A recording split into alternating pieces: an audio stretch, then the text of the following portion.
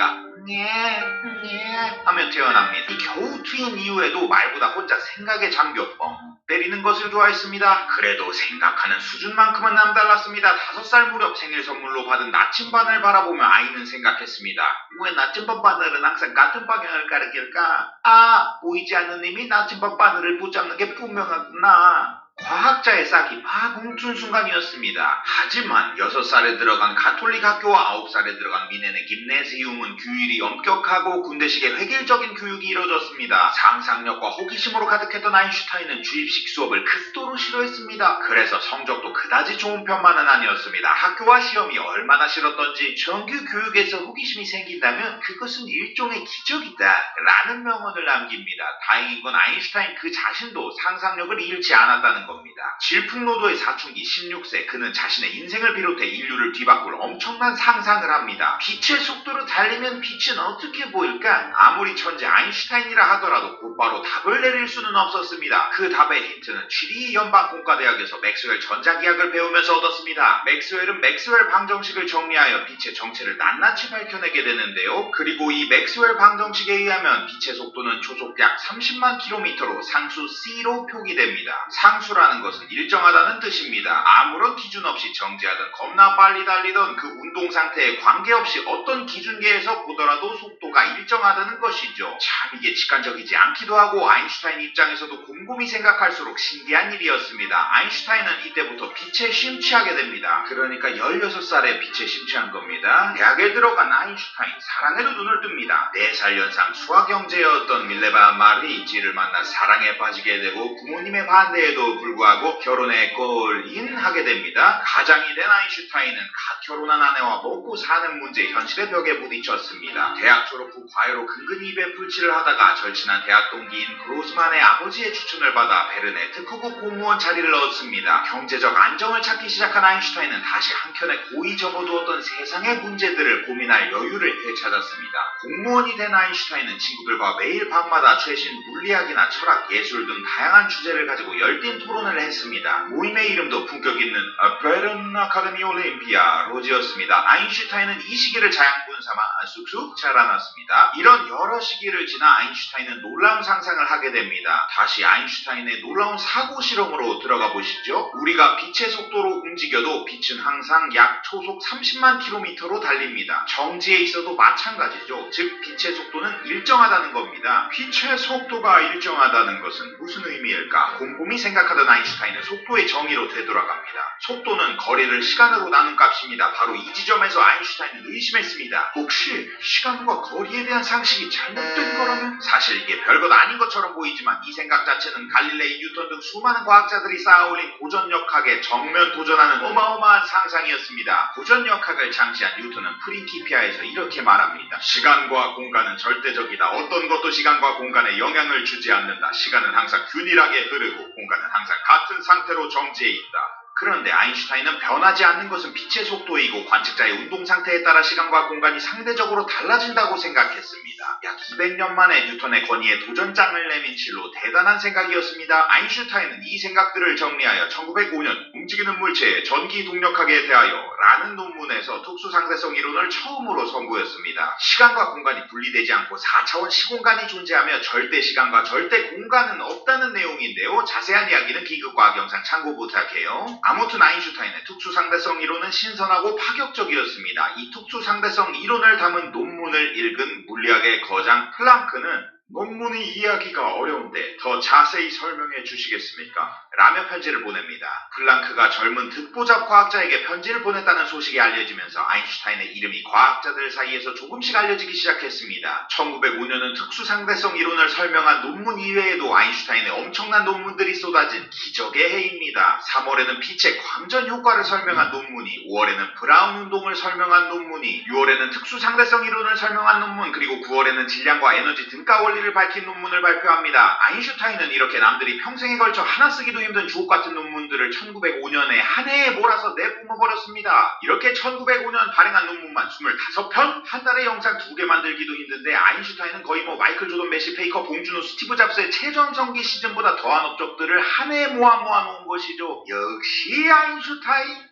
이런 아인슈타인의 놀라운 천재성을 알아본 과학자들이 아인슈타인을 특허국에서 공무원으로 일하기 아까운 인재라며 너도나도 대학이나 연구소에 추천을 하기 시작했습니다. 푸엔카레 미코브스키, 퀴리 부인 라우에 등 여러 과학자들이 아인슈타인을 지켜세웠죠. 덕분에 아인슈타인은 1908년 29살의 젊은 나이로 베른 대학에서 강의할 자격을 얻습니다. 첫 수업 수강생은 단 2명이었지만 이건 시작에 불과했습니다. 바로 다음 해인 1909년 10월 취리 대학의 이론물리학 조교수로 이직하며 특허국 퇴사. 3년차쯤 되자 연봉도 높고 조건도 좋은 프라하 대학으로 또다시 이직. 1년 후 자신의 모교인 취리 연방공과대학으로 다시 한번 이직. 그리고 1914년 돈과 명예, 연구시간 지원까지 최고의 조건을 제시한 베를린 대학 카이저 비렐름 연구소에 정착했습니다. 프로 이직러로서 경력을 하나씩 다져가는 아인슈타인이었습니다. 반면 그의 아내 밀레바는 자신의 꿈을 이루지 못했다는 패배감과 반복되는 가사와 뒷바라지로 힘겨운 시간을 보냈습니다. 심지어 취리로 이사한 뒤에는 아인슈타인이 친척이자 미망인이었던 엘사에게 빠져 결국 베를린으로 이사한 뒤에 별거 생활에 이르게 됩니다. 조정기간을 가진 후에 결국 아인슈타인은 밀레바에게 제안을 합니다. 이혼을 하되 지금은 돈이 없으니 위자료는 미안하오. 내가 언젠가 노벨상 상금을 받으면 그것을 당신에게 주겠소. 어처구니 없는 제안이었지만 밀레바는 일주일간 고민을 한 후에 대답합니다. 오케이, 콜. 과연 그들의 계약은 어떻게 될지 이따 나옵니다. 한편 그다지 행복하지 못한 가정사 속에서도 아인슈타인의 호기심만큼은 멈출 수가 없었습니다. 자유낙하하는 사람은 자신의 몸무게를 느낄 수 있을까? 아인슈타인은 이 생각을 두고 내 생에 가장 행복한 생각이었다고 말한 바 있는데요. 어찌 보면 아인슈타인에게는 필연적인 생각이었습니다. 아인슈타인이 처음 발표한 특수상대성 이론은 등속도 운동을 하는 경우에만 적용되는 이론입니다. 그런데 세상에 등속이 아닌 운동도 너무나도 많습니다. 대표적으로 바닥에 떨어지는 자유낙하 운동은 등속이 아닌 가속운동입니다. 가속운동에도 상대성 이론을 적용하고 싶었던 아인슈타인은 자연스럽게 자유낙하를 하는 상상을 했던 것입니다. 아인슈타인은 자유낙하 운동을 할 때 중력을 느끼지 못한다는 아이디어에서 중력과 가속도의 상관관계를 찾기 위한 연구를 시작하였고 그 결과가 일반 상대성 이론입니다. 일반 상대성 이론을 아주 간단히 요약하자면 가속력과 관성력, 중력이 별반 다를 것이 없다는 이야기입니다. 여기 지구로부터 정지 궤도까지 연결된 우주 엘리베이터가 있습니다. 눈을 가린 공진이 엘리베이터에 탑승합니다. 그리고 엘리베이터가 지구 중력 가속도와 같은 가속도를 가지고 움직입니다. 그렇다면 공진은 엘리베이터를 탔다는 사실을 눈치챌 수 있을까요? 없을까요? 공진은 바닥에 딛고 서 있는 힘이 엘리베이터의 가속에 의한 관성력 때문인지 지구의 중력 때문인지 구분할 수 없습니다. 이것이 바로 일반 상대성 이론의 핵심인 등가 원리입니다. 특수 상대성 이론을 일반화시킨다면 속도가 변하면 시간과 길이도 변합니다. 속도가 변하는 걸 가속도 운동이라 부르지요. 그런데 등가 원리에 따라 가속에 의한 관성력은 중력과 구분할 수 없습니다. 그런데 중력을 만들어내는 것이 질량입니다. 즉 질량은 시간과 길이를 변하게 만드는 것입니다. 이 말을 바꿔 말하면 질량은 시공간을 휘게 만든다는 것입니다. 느낌 오시나요? 그래서 천재 아인슈타인 형이 시공간의 휘어짐을 계산하려 했던 이때 뛰어넘기 힘든 장애물이 나타났습니다. 바로 비유클리드 기하학과 펜서 이론이었습니다. 오 마이 갓. 수학에서 굉장히 난해한 이 두 분야를 해결하지 않고서 일반 상대성 이론을 기술하는 것은 불가능했습니다. 이거 뭐 텐서 이론 단기 속성 학원이 있을 리도 없고 결국 아인슈타인은 텐서 이론을 독학하게 됩니다. 그는 텐서 이론을 배워나가는 모든 과정이 지독히 어렵다. 원리를 이해하는데 이렇게 어려움을 겪은 적은 없었다. 이 이론을 장안에는 수학자에게 지극한 존경심이 우러나온다 라고 말할 정도였습니다. 충분한 연구 시간을 보장받은 베를린 대학에서 2년에 걸쳐 수학 계산과 사투를 벌였고 1916년 드디어 등가 원리를 떠올린 지 약 10년 만에 일반 상대성 이론을 발표했습니다. 상대성 이론을 발표하자 과학자들은 믿는 자와 믿지 않는 자 두 부류로 나뉘었습니다. 특히 당시 제1차 세계대전이 있었고 아인슈타인이 독일에 속한 과학자라는 이유로 이론 자체를 무시하는 일도 흔했습니다. 그러나 영국 왕립학회의 간사이자 케임브리지 대학의 천문학 교수였던 에딩턴은 달랐습니다. 에딩턴은 일반 상대성 이론에 큰 감동을 받아 이를 증명해내기로 결심합니다. 하지만 당시 영국과 독일은 엄연한 적대국이었습니다. 영국의 정치인들은 German scientist가 제안한 이론을 우리가 왜 검증해줍니까? 라며 이론 검증에 반대했습니다. 그러나 과학에는 국경이 없었습니다. 1919년 상대성 이론 검증을 위한 여정을 떠날 수 있었습니다. 주말 이들이 보려고 한 것은 일식이었습니다. 일식이 일어날 때 태양 주변을 지나가는 별빛이 휘어지는 각도를 측정의 이론과 맞춰본다면 이론을 검증할 수 있었습니다. 당시 비행기도 없는 열악한 상황 속에서 에딩턴은 일식을 관측하기 위해 서부 아프리카 연안의 섬인 프린시페로 향했고 여러 고비가 있었지만 결국 일식을 관측하고 빛의 휘어짐을 증명해냈습니다. 결국 런던의 왕립학회와 왕립천문학회의 합동회의에서 에딩턴은 아인슈타인의 상대성 이론이 맞다! 라고 발표했고 이를 받아 적은 세계 각국의 신문사 일면이 아인슈타인으로 장식되게 됩니다. 신문은 과학의 혁명, 뉴턴 이론을 뒤엎다, 시간과 공간의 파괴자 등으로 대서필했습니다. 이렇게 아인슈타인은 세계적인 스타가 된 것입니다. 아인슈타인은 세계 최고 권위를 자랑하는 영국 왕립학회 회원이 되는 것은 물론 1921년에는 노벨 물리학상도 수상합니다. 그런데 아인슈타인은 상대성 이론이 아닌 이론 물리학에 대한 기여, 특히 광전 효과에 대한 법칙을 발견한 것을 이유로 노벨상을 받았는데요. 광전 효과는 금속의 특정 진동수 이상의 빛을 쏘면 전자가 튀어나오는 현상을 말합니다. 아인슈타인은 빛이 입자와 같은 에너지 뭉침이고 빛의 진동수가 높을수록 빛이 더 큰 운동 에너지의 입자처럼 행동해서 금속판에 빛을 쏘면 전자를 하나씩 튕겨낸다고 설명했습니다. 이렇게 광전 효과로 상을 받았지만 그 당시 상대성 이론이 더 핫했기 때문에 아인슈타인은 노벨상 수상기념 강연회에서 광전 효과가 아닌 상대성 이론에 대해 강연했습니다. 그리고 여러분이 궁금해하셨던 노벨상 상금은 17년 전 이혼때의 약속으로 인해 첫 부인이었던 밀레바 마리치에게 전액 돌아갔습니다. 밀레바는 이 돈으로 집을 3채 사는 투자를 했다는 사실. 역시 노벨상 상금도 결국 부동산. 한편 스타 과학자가 된 아인슈타인은 1920년대 당시 핫하게 떠오른 양자역학에서도 자신의 목소리를 높이며 강하게 의견을 내세웠습니다. 양자역학이 설명하는 세계는 확률의 세계입니다. 이런 양자역학이 마음에 들지 않았던 아인슈타인은 당대 최고의 천재들이 모두 참석했던 솔베이 회의에 참석해 신은 주사위 놀이를 하지 않는다 라며 양자역학을 무시합니다. 이에 양자역학 진영의 닐스 보어는 신이 뭘 하는지 말하지 말게 라며 반박했다고 합니다. 양자역학이 실제 여러 기술들의 응용까지 되고 있는 지금 시점에서 바라보면 천재 아인슈타인도 실수를 한 셈입니다. 하지만 양자역학의 양자 개념에 초석을 다진 연구 역시 아인슈타인이 발표한 광전효과 논문이라는 것을 보면 그의 수많은 연구들이 인류에 큰 기여를 했다는 것은 부정할 수 없습니다. 한편 그의 수많은 업적이 독일에서 만들어졌습니다만 유대인이었던 아인슈타인은 독일과 악연이 깊었습니다. 어린 시절 악몽 같았던 독일식 교육부터 독일 과학자들의 민족주의적 연구 방식 그리고 나치와 히틀러의 유대인 압박까지 도저히 독일에서 지내기 힘들었습니다. 결국 1933년 히틀러가 집권하자 독일 시민권을 완전히 포기하고 미국으로 망명해 죽을 때까지 미국 프린스턴의 고등연구소에서 말년을 보냈습니다. 1952년에는 이스라엘의 대통령직을 맡아달라는 요청을 받기도 하는데요. 단박에 거절합니다. 만약 했다면 어떻게 됐을지도 참 궁금하네요. 유대인이긴 하지만 유대교는 다른 종교와 마찬가지로 가장 유치한 미신들이 현실화된 것에 불과하며 유대인은 결코 선택된 민족이 아니다고 말할 정도로 유대민족에 대한 소속감은 없었습니다. 오히려 아인슈타인은 세계 시민을 꿈꿨습니다. 인류와 문명을 구할 수 있는 유일한 길은 세계 정부 창설에 달려있다며 세계 평화와 전쟁의 종식을 위해 목소리를 높였습니다. 활발한 대외 활동에도 불구하고 아인슈타인은 연구의 끈을 놓지 않았습니다. 아인슈타인이 마지막 죽음의 순간까지 고민했던 것은 우주의 모든 작용을 지배하는 일반 법칙 통일장 이론이었습니다. 중력과 전자기력을 하나로 포괄하는 이론을 만들고자 했던 것입니다. 그리고 1955년 대동맥 파열로 수술이 필요하자 아인슈타인은 자연스럽게 생을 마감하고 싶다며 수술을 거부하고 다음날 아침 눈을 감았습니다. 아인슈타인은 세상을 떠났지만 그가 남긴 생각은 우리 곁을 지키고 있습니다. 일반 상대성 이론이 세상에 나오고 100년이 지난 후 2016년에는 중력파 관측에 성공하게 되면서 일반 상대성 이론이 극적으로 증명되기도 했습니다. 아인슈타인은 질량이 시공간을 휘게 만든다는 사실로부터 질량의 급격한 변화가 시공간의 물결이 중력파를 만들어낸다고 예측했습니다. 이 중력파는 100년 만에 관측을 통해 증명되었고 중력파는 인류가 우주를 엿볼 수 있는 또 다른 창이자 눈이 되었습니다. 아마 이 중력파에 대한 아이디어는 아인슈타인이 100년 전에 인류를 위해 준비한 마지막 선물일지도 모르겠습니다. 이렇게 인류에게 수많은 선물을 주었던 아인슈타인의 순수한 호기심과 상상에서 시작된 질문은 세상을 완전히 바꾸어 놓았습니다. 어린 아이 같은 호기심 그리고 문제를 해결하고자 하는 뜨거운 열망이 바로 우리가 아인슈타인을 좋아하는 이유가 아닐까요? 지식보다 더 중요한 것은 상상력이다 라는 아인슈타인의 명언을 가슴속에 새기며 과학자 열전 엘버트 아인슈타인 편 마치겠습니다. 이야기였습니다. 재밌네요. 인쇄 시간도 많습니다. 여러분의 시간을 낭비해드릴 느리지만 쿨한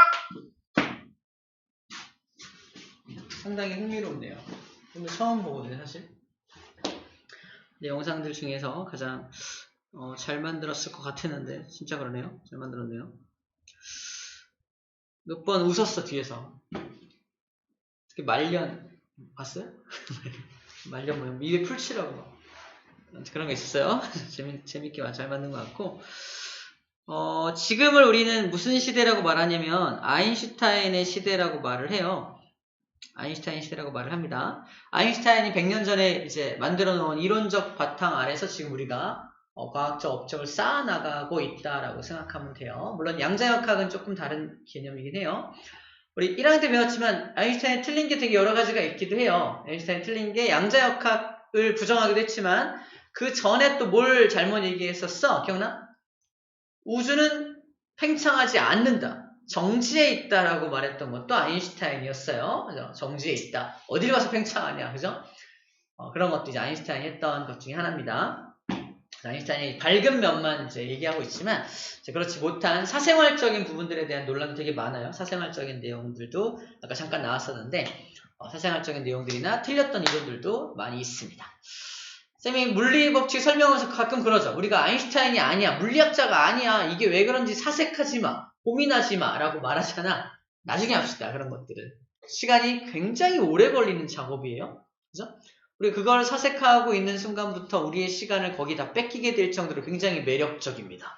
그래서 하지 말라는 거야. 너무 매력적이라서. 아인슈타인이 가장 행복했던 시절이 언제래요? 자유낙하 운동에 대한 사고를 할 때, 그죠? 우리가 그걸 사고하면서 행복해하고 있을 거예요. 우리는 문제가 잘 풀리면 행복합니다, 일단. 그래서 일단 우리가 가장 가까운 목표를 먼저 해결하고 나서 더 큰 목표를 향해서 나아가는 게 맞다라고 생각이 듭니다. 자, 이제 상대성 이론을 볼 텐데, 아까 여기서 영상에서 추천해준 영상이 있습니다. 긴급과학이라는 거기서 추천해준 것이 있는데, 바로 특수상대성 이론, 그것을 지금 잠깐 보도록 할게요. 상대성 이론이 뭔지. 상대성 이론이 둘로 나눠지는데, 특수상대성 이론이 먼저 발표가 되고요. 아마 10년 정도의 시간이 걸렸죠. 공부하느라고, 수학 공부하느라고. 근데 수학 공부 10년 동안 한 다음에 발표한 이론이 일반 상대성 이론이에요. 특수를 보완한 이론이야, 보완. 그러니까 우리는 두 개를 다 공부했었어요, 옛날에는. 불과 몇 년 전만 해도 둘 다 공부했었는데, 지금은 일반 상대성 이론을 공부를 안 해요. 우리 법칙에서 우리 교과서에서 빠져 있고, 특수 상대성 이론까지만 이제 공부를 하면 됩니다. 그게 이제 약간 좀 너무 어려워서 대학과정으로 빼버린 거로 저는 알고 있어요. 원래 둘 다 대학과정에 있었는데 고등과정으로 둘 다 내렸다가 애들이 너무 어려워하니까 이제 일반 상대성 이론은 다시 대학과정으로 올려보내고 특수 상대성 이론까지만 배웁니다. 대학과정 아니다. 물리 2에서 배워요. 물리 2에서 일반 상대성 이론을 배웁니다. 근데 물리 1에서는 특수까지만 배워요. 그래서 우리 특수가 뭔지 잠깐 먼저 보도록 할게요. 않죠. 하지만 비슷한 인사할 시간도 없습니다. 여러분의 시간을 아껴들 안될 과학의 레알 짧은 과학, 긴급 과학의 궤도입니다. 프랑스의 철학자 오기스트 콤테는 이런 말을 남겼습니다. 모든 것은 상대적이다. 오직 이 사실만이 절대적이다. 과연 그럴까요? 오늘은 상대성 이론 중에 비교적 쉬운 특수 상대성 이론을 준비했습니다.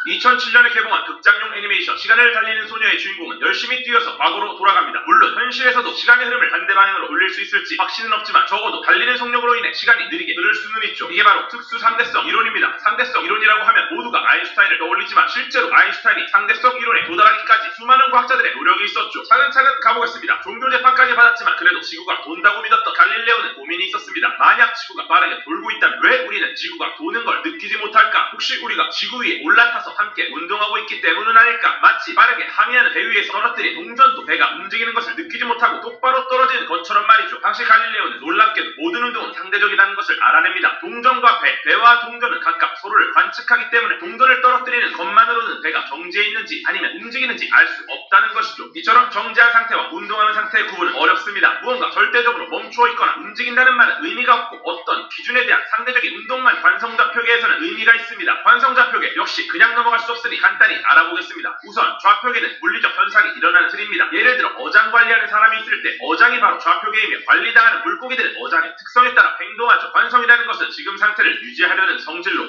정지한 물체는 정지, 움직이던 물체는 계속 일정한 속력으로 움직이는 틀이 바로 관성좌표계입니다. 그리고 관성좌표계 사이의 관계에 대한 이론이 바로 특수상대성 이론입니다. 물론 특수상대성 이론이 바로 등장하지는 않았죠. 그 전에 먼저 특수상대성 이론에서 가장 중요한 녀석이 빛의 정체가 밝혀집니다. 19세기 뉴턴이라 불리던 영국의 과학자 맥스웰은 당시 별개로 나누어져 있던 전기와 자기를 하나로 통합해서 설명할 수 있는 방정식을 만들었습니다. 이게 바로 전자기파를 다루는 맥스웰 방정식입니다. 그는 이 방정식을 통해 전자기파의 속력을 계산해 보았는데 놀랍게도 그 크기는 빛의 속력과 정확하게 일치했죠. 그렇다면 혹시 빛은 전자기파가 아닐까? 마침 영국의 물리학자 토마스 영이 빛의 파동성에 대한 실험을 성공했기 때문에 그럴싸한 추리처럼 들렸습니다. 하지만 빛이 전자기파라는 파동이라면 중간에 전달을 매개 하는 매질 없이는 전달될 수 없다고 생각했죠. 소리라는 파동을 전달해줄 공기가 없는 진공 상태에서 소리가 전혀 들리지 않습니다. 마치 경기장에 아무도 없다면 우리가 파도타기를 할 수 없는 것처럼 말이죠. 당시 사람들은 세상 모든 만물이 흙, 불, 공기, 물 이렇게 4가지 원소로만 이루어져 있다고 믿었습니다. 그리고 여기에 빛의 매질을 추가하게 됩니다. 바로 5번째 원소인 마음이 아니라 에테르의 등장이었습니다. 에테르는 우주 전체에 균일하게 퍼져 있으며 에테르가 고유하게 정지해 있는 공간에서 맥스웰 방정식이 정확하게 들어맞는다고 생각했습니다. 물론 실험적으로 검증된 적은 없었죠. 그래서 미국의 물리학자 엘버트 마이컬슨과 에드워드 몰리 등판 만약 에테르가 바람처럼 흐르고 있고 빛이 에테르를 타고 움직인다면 어떤 경로로 가는 빛과 어딘가 부딪혀 다른 경로를 다녀온 빛은 에테르의 바람을 맞는 방향이 달라서 둘 중 하나는 약간 밀릴 것이다. 그러면 완벽하게 두 빛이 겹쳐질 수 없지 않을까? 예전 긴급과학에서 다루었던 중력파를 검출한 라이고의 기본 원리가 사실 마이컬슨 몰리 실험을 기반으로 하고 있기 때문에 그때 사용했던 배트 시그널을 다시 가져와 보겠습니다. 두 개의 배트 시그널을 아주 정확하게 같은 곳에 쏜다면 마치 깨끗한 하나의 배트 시그널로 보입니다. 하지만 둘 중 하나라도 에테르를 타고 움직인다면 또렷하지 않고 지저분하게 보이겠죠. 하지만 실험 장비를 어떤 방향으로 놓아도 지저분한 간섭 무늬는 나타나지 않았습니다. 즉 에테르가 존재한다는 증거를 전혀 찾을 수 없었던 것이죠. 결국 실험은 완벽한 실패.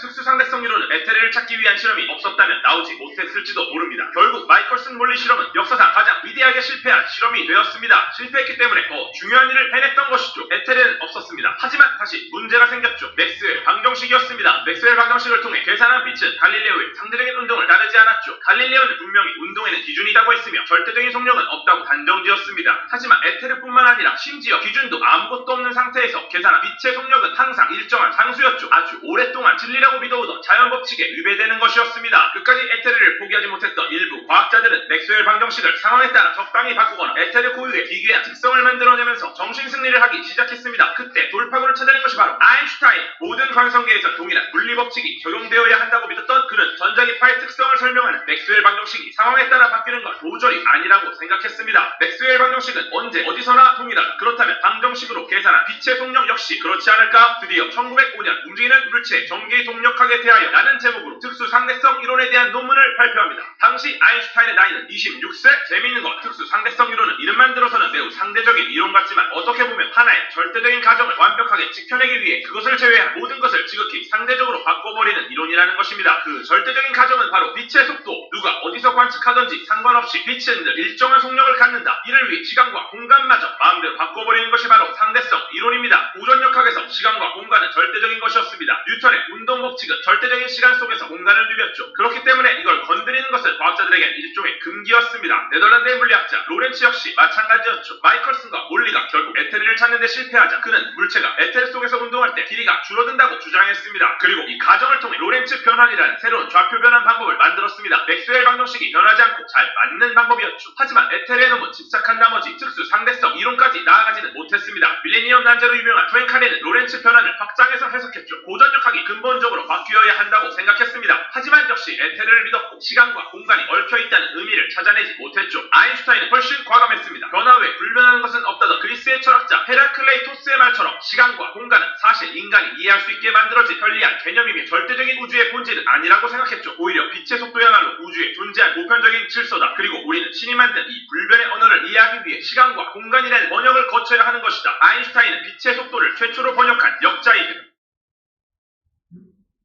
산업적 4차원의 시공간으로 만들었습니다. 1908년 독일의 수학자 헤르만 민코프스키는 과학자 모임에서 이런 연설을 남겼습니다. 앞으로 시간과 공간은 마치 그림자처럼 사라질 것이며 오직 둘이 합쳐진 시공간만이 독립적인 실체로 남을 것이다. 바로 민코프스키 시공간의 탄생이었죠. 특수상대성 이론을 쉽게 표현할 수 있는 기하학적인 방법이었습니다. 이제 우리 모두는 시간과 공간에 분리되어 있지 않다는 것을 알고 있습니다. 또한 아인슈타인의 유명한 식인 질량과 에너지의 관계도 여기서 나옵니다. 고전력학에서는 정제한 물체가 에너지가 있다는 것 말도 안 되는 이야기였지만 특수 상대성 이론에 따르면 정제 있어도 빈코프스키 시공간에서는 질량이 있으면 에너지를 갖습니다. 다시 시간을 달리는 소녀로 돌아가 보겠습니다.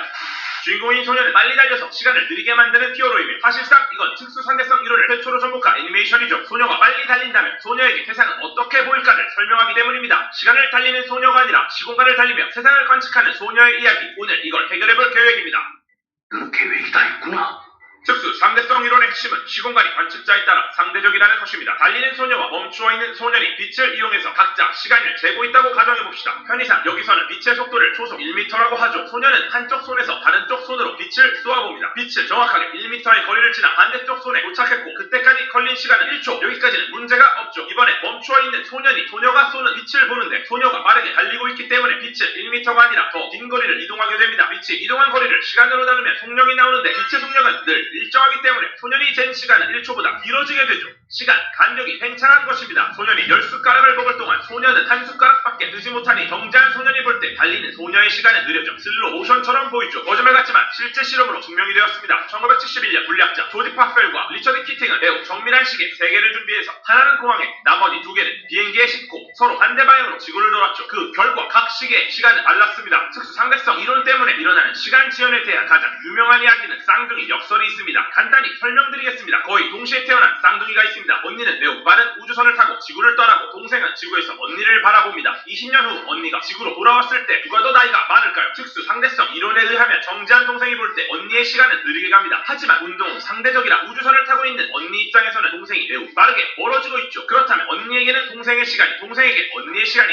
느리게 갈 것입니다. 언니 입장에서 동생이 더 어려질 것이며 동생 입장에서 그 반대가 되는 거죠. 이건 이상합니다. 결론은 실제로 우주여행을 마치고 돌아온 언니가 더 어려졌습니다. 그 이유는 특수 상대성 이론은 관성좌표계 사이의 관계에 대한 이론이며 언니는 관성좌표계가 아니었기 때문이죠. 동생은 속도가 빨라지거나 느려지지 않습니다. 하지만 언니는 지구로 돌아오기 위해 방향을 돌리는 과정에서 감속이나 가속을 해야 하기 때문에 관성좌표계라고 볼 수 없죠. 지구를 떠날 때와 돌아올 때 좌표계가 달라지기 때문에 결국 언니가 아닌 동생을 기준으로 시간 지연을 확인하는 게 맞습니다. 어려진 언니와 함께 쌍둥이 역설은 해결! 시간 간격이 팽창하는 만큼 공간은 수축합니다. 소년이 달리는 소녀를 보면 느리게 움직이지만 결과적으로 소년은 실제 자신의 달리기 실력과 동일하게 결승점에 도착해야 맞겠죠. 만약 100m를 10초 만에 뛰는 소녀라면 소년이 보기에는 소녀가 느린 것 같아도 10초 후에는 반드시 결승점에 도착해야 합니다. 즉 출발선부터 결승점까지의 거리가 수축된 것이죠. 정제한 소년이 봤을 때 소녀가 달리는 운동 방향으로 길이는 줄어들고 소녀의 시간은 느리게 갈 것입니다. 좌표계가 바뀌더라도 언제나 빛의 속도는 일정해야 하니까요. 길이 수축에 대해서도 유명한 이야기가 있습니다. 바로 막대와 헛간 역설입니다. 바로 설명으로 들어갑니다. 헛간의 길이는 5m, 소년과 소녀는 10m 막대를 이 헛간 안에 놓고 싶어합니다. 소녀가 막대를 들고 뛰고 소년이 그 모습을 관찰한다면 특수 상대성 이론에 의해 길이 수축이 일어나겠죠. 막대의 길이가 반으로 줄어들 만큼 빠르게 뛴다면 소년의 관점에서 순간적으로 소녀가 들고 있는 막대가 헛간 안에 들어갈 것입니다. 이때 소년이 닫힌 버튼을 눌러 헛간문을 동시에 닫는다면 막대 넣기 성공! 하지만 소녀의 관점에서 막대의 길이는 그대로 오히려 헛간의 길이가 반으로 줄어들겠죠. 과연 막대를 헛간에 넣을 수 있을까요? 특수 상대성 이론에서 동시라는 개념조차 상대적입니다. 소년에게 동시에 일어난 일도 소녀에게는 그렇지 않을 수 있다는 거죠. 소년은 멈추지 않고 일정한 속도로 달려야 하니 소년은 문을 닫았다가 바로 다시 열어야 합니다. 그리고 문을 동시에 닫는 순간 분명히 소녀와 막대는 헛간 안에 존재하죠. 소년 입장에서는 확실히 막대가 헛간에 들어갑니다. 하지만 소녀에게 문은 동시에 닫히지 않습니다. 뛰고 있는 소녀 입장에서 헛간 안에 들어오기 전 앞쪽 문이 먼저 닫혔다가 바로 열리고 막대가 헛간 안에 전부 들어오면 뒤쪽 문이 닫혔다가 열립니다. 소녀는 문을 전부 동시에 닫았다 열었지만 소녀에게 2개의 문이 닫혔다가 열린 사건은 동시에 일어나지 않았습니다. 막대와 헛간 역설도 해결! 물론 막대 크기가 반으로 줄어들 만큼 빠르게 뛴다면 엄청난 속도 때문에 막대 표면에 원자가 동기분자와 고속으로 충돌해서 핵융합이 일어날 수도 있습니다. 현실적이지는 않죠. 하지만 비슷한 현상을 현실에서 목격할 수 있습니다. 바로 대기권에서 만들어지는 뮤온이라는 입자입니다. 이 녀석들은 속도는 빠르지만 수명이 너무 짧아 대기권 근처에서 바로 사라져버리죠. 그런데 놀랍게도 자주 지상에서 관측됩니다. 바로 특수 상대성 이론에 의한 시간 지연과 길이 수축 때문이죠. 지상에 있는 관측자 기준으로 속도가 빠른 뮤온의 수명은 훨씬 늘어나고 지상까지의 거리가 수축해서 지표면까지 도달할 수 있게 됩니다. 혹시 빛보다 빠르게 움직일 수 있다면 어떤 일이 벌어질까요? 쉽게 말해 빛의 속도가 현금 10만원이고 시간이 흐르는 속도를 보유한 현금이라고 한다면 우리가 시공간에서 움직이는 상태를 문화상품권이라고 볼 수 있습니다. 평소에 우리는 현금만 10만원 갖고 있고 문상으로 바꾸지 않아서 시간은 빛의 속도로 흐르죠. 우리가 점점 빠르게 움직인다면 현금이 문상으로 바뀌어 시간은 남아있는 현금만큼 느리게 흐릅니다. 만약 우리가 빛의 속도로 움직인다면 모든 현금은 문상으로 바뀌고 남은 현금이 없어서 시간은 정지하게 되겠죠. 그리고 만약 빛보다 빠르게 움직일 수 있다면 외상으로 구입한 문상까지 합해 10만원보다 많아집니다. 보유한 현금은 마이너스가 되니 시간도 반대 방향으로 흘러 과거로 갈 수 있게 되지 않을까요? 물론 현재까지 빛보다 빠른 것은 존재한다고 보기 어렵습니다. 빛의 속도는 우주가 정한 자연법칙의 최고 속도라고 볼 수 있죠. 여기서 빛의 속도가 무한하게 빠르다고 가정한다면 고전의 확도 문제가 없습니다. 실제로 빛의 속도는 굉장히 빠르기 때문에 일상생활에서 벌어지는 일들은 고전력학으로도 충분히 설명이 가능했던 것이죠. 1950년 노벨문학상을 수상한 영국의 수학자이자 철학자인 버트런드 러셀은 이런 말을 남겼습니다. 거짓과 더불어 제정신으로 사느니 진실과 더불어 미치는 쪽을 택하고 싶다. 미칠 만큼 어려운 상대성 이론과 함께 일상을 넘어 진실에 다가가는 것도 가끔 괜찮을 것 같습니다. 지금까지 특수 상대성 이론에 따라 시간을 달리는 소녀는 세상이 어떻게 보일까에 대한 대답이었습니다. 하지만 이 경우 소녀의 달리는 속도는 변하지 않는 일정한 속도를 가정하죠. 그렇다면 변하는 속도로 시간을 달리는 소녀는 세상을 어떻게 볼까요? 가속도가 0이 특수한 경우가 아니라 가속도가 입상대성 이론에서 뵙겠습니다. 지금까지 가장 핫한과 핑크과학의 궤도였습니다. 요번에도 보시고 도움이 되셨다면 아래 댓글 꼭 남겨주시고요. 그리고 구독 잊지 마시고 꾹 눌러주시기 바랍니다.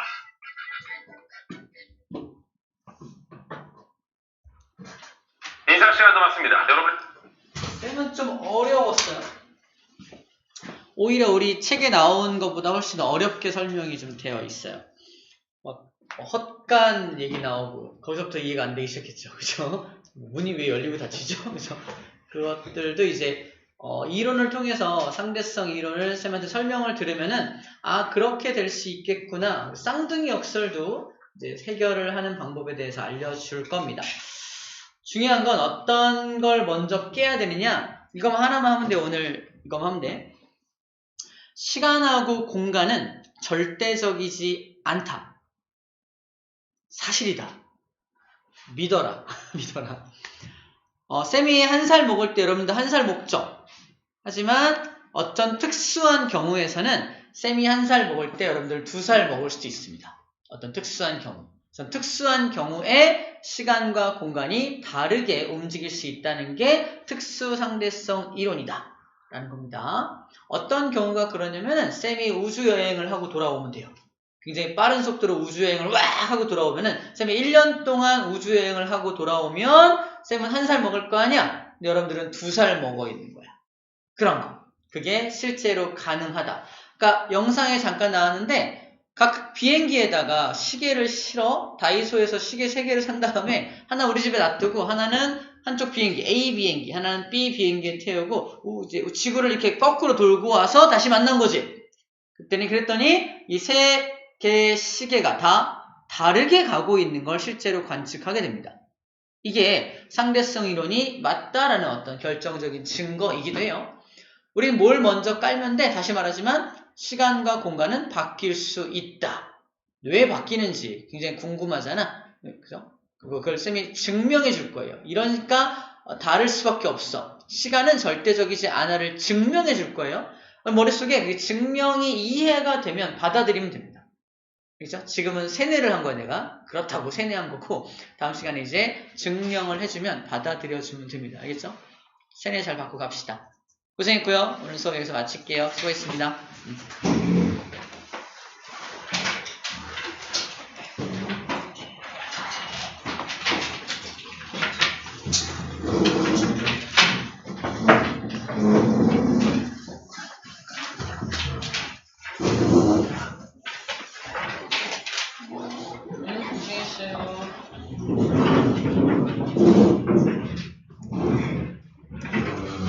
수고했어.